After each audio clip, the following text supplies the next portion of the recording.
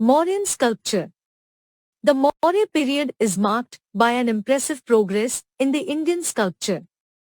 Dr. Ananda Kumarswamy differentiates the Mauryan sculptures into court art and the popular art.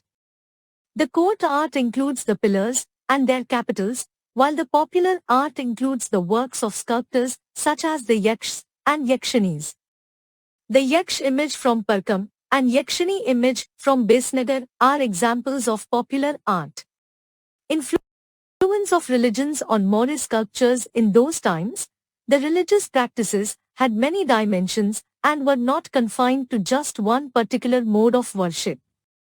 At the same time, the Buddhism became the most popular social and religious movement during Maurya era. Yaksh worship was very popular before and after the advent of Buddhism, and it was well assimilated in Buddhism and Jainism. Thus, the concept of religious sculpture was predominant during the Mauryan Empire. Influence of foreign countries on Maurya sculpture. It is a well-known fact that the first three Mauryan emperors, Chandragupta, Bindusara and Asoka, maintained friendly relations with the Hellenic West, particularly with the court of the great Seleucid kings who may be described as successors of Alexander the Great and of the Achaemenids. 7. Of Iran as well. This may indicate the source of extraneous influences, and an adaptation of Achaemenids models has been recognized in the edicts of Asoka and in the remains of the Mauryan palace in the imperial city of Pataliputra. But the Mauryan pillars are different from the Achaemenid pillars. The Mauryan pillars are rock-cut pillars, thus displaying the carver's skills, whereas the Achaemenid pillars are constructed in pieces by a mason. Maurya court art. During the Maurya era, excellent stone sculpture comes into full being all at once. The stone was now used all over the country for sculpture as well as architecture. Further, bright polish was imparted to the stone surface during Maurya era. Mauryan art is notable for bright mirror-like polish, as well as a huge variety of its creations. This art is visible in stone pillars, railings, parasols, capitals, animal and human sculptures, and several other motifs besides.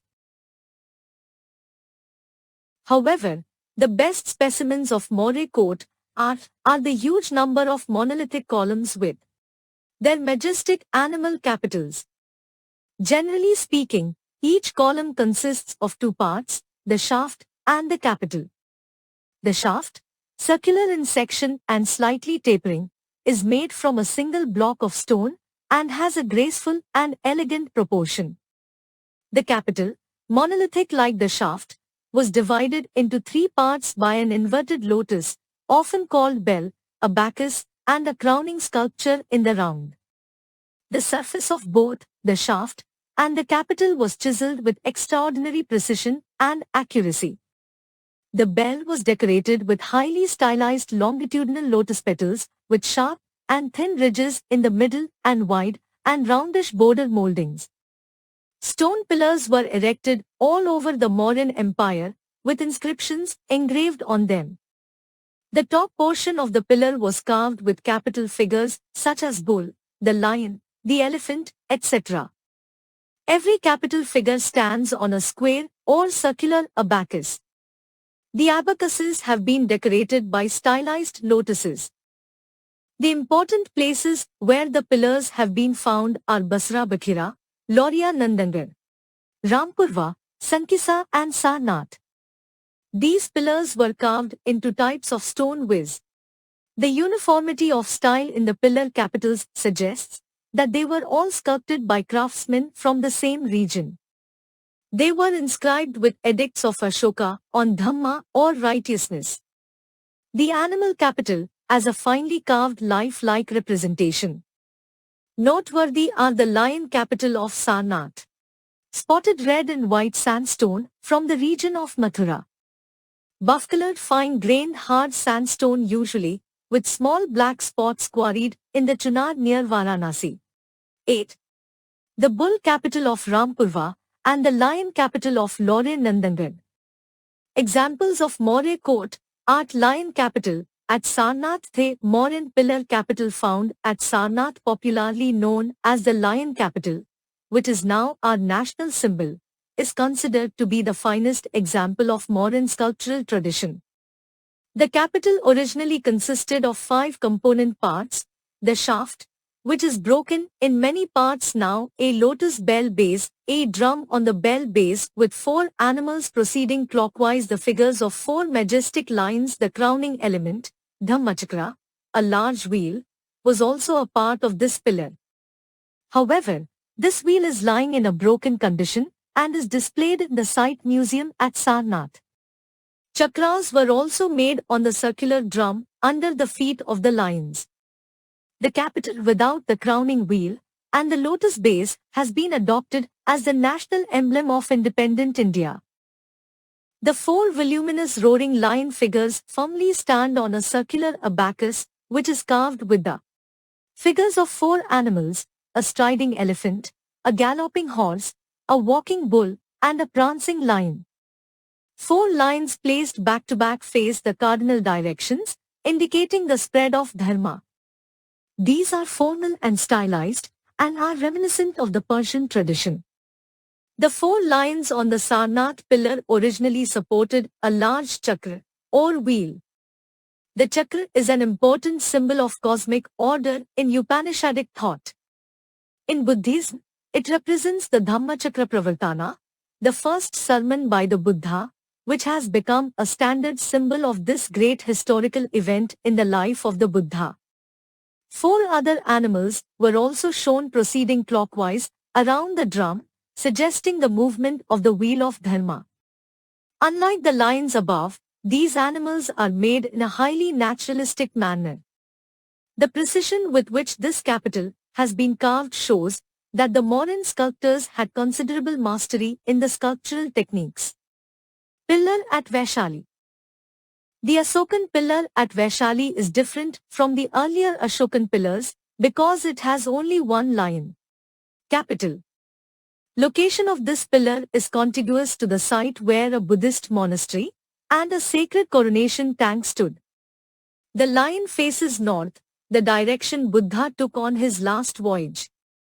Ashoka pillar at Allahabad. In Allahabad, there is a pillar with inscriptions from Ashoka and later inscriptions attributed to 9. Samudragupta and Jahangir. The pillar is located inside the Allahabad fort. It is assumed that the pillar was first erected at Kaushambi, an ancient town some 30 kilometers west of Allahabad, that was the capital of the Koshala kingdom. The Ashokan inscription is in Brahmi and is dated around 232 BC. Pillars at Lauriyariraj and Lauriyanandangarh. The column at Lauriyanandangarh, 23 kilometers from Betia in West Champaran district, Bihar, has single lion capital. The hum and the hind legs of the lion project beyond the abacus. The pillar at Lauriyariraj in East Champaran district, Bihar, is devoid of any capital. Critical evaluation of Maurya court art. The most important function of the Mauryan pillars was to impress and overawe the populace with the power and majesty of its rulers. This is evident from the compactness of the solid animal figures, their exaggerated forms, and their conventional appearances, also the most imposing stateliness of the columns. But this renders Mauryan court art to be individualistic in its essential character and ideology. It lacked deeper roots in the collective social will, taste, and preference, and was, therefore, destined to have an isolated and short life, coeval and coexistent with and within the limits of the powerful Mauryan court. That is the reason that Mauryan court art, with all its dignified bearing, monumental appearance, and civilized quality, forms but a short and isolated chapter of the history of Indian art. Maurya popular art. The popular art in Maurya period is represented by images of yakshas and yakshanis. Yaksh refer to the nature spirits, usually benevolent, also known as fertility spirits. A yakshani is the female counterpart of the male yaksh. Both Yaksh and Yakshini attend to Kuber, the Hindu god of wealth, who rules in the mythical Himalayan kingdom of Alka.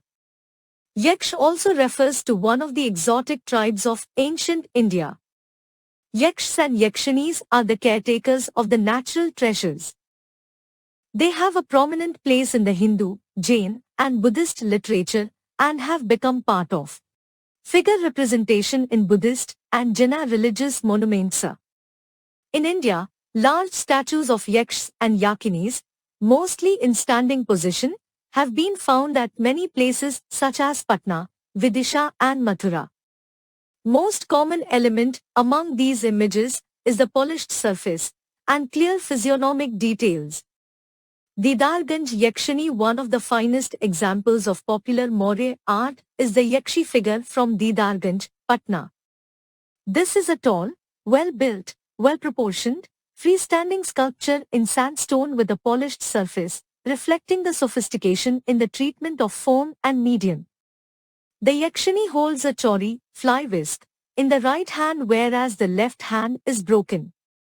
The image shows sculptor's sensitivity towards the round, muscular female human body. Folds of muscles are 10. Properly rendered. The tightening of garment around the belly creates the effect of a bulging belly. The lower garment has been rendered with great care. Every fold of the garment on the legs is shown by protruding lines clinging to the legs, which create somewhat transparent effect. Heaviness in the torso is depicted by heavy breasts and impressive back. Elephant sculpture at Dholi. The rock-cut sculpture of elephant in Dholi, near Bhubaneswar in Odisha, represents the forepart of an elephant carved over the edicts of Asoka, including the two specially meant for Kalinga. In the modeling and execution of this elephant figure, one may recognize a note and feeling different from those manifested in the animal figures surmounting the pillar capitals. It represents a fine delineation of bulky volume and living flesh natural to that animal, along with a dignified movement and linear rhythm that have no parallel except in the elephant figure in relief on the abacus of the Sarnath capital. Facades of Lomas Rishi Cave. The rock-cut cave carved at Barabar Hills near Gaya, in Bihar, is known as the Lomas Rishi Cave. The facade of the cave is decorated with the semicircular Chaitya arch as the entrance. The cave was patronized by Ashoka for the Ajivika sect. The Lomas Rishi Cave is an isolated example of this period.